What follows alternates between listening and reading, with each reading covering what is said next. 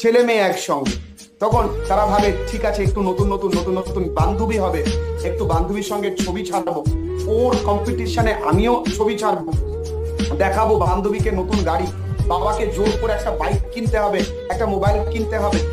আরে বাবা, সেই বান্ধবীটা তোমার সঙ্গে ততদিন থাকবে যতদিন তোমার মধ্যে ও কোনো পসিবিলিটি দেখতে পাবে যে তুমি তার যোগ্য বা তুমি তার জন্য কিছু করতে পারবে, অ্যাটলিস্ট নিজেকে দাঁড় করাতে পারবে।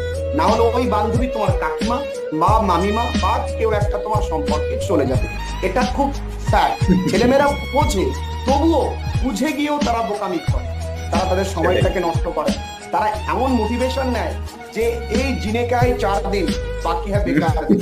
এই 4 দিন কি লেভেলে আনন্দ করবো, লাইফ আনন্দ করবো না তো কি? অবশ্যই আনন্দ করো।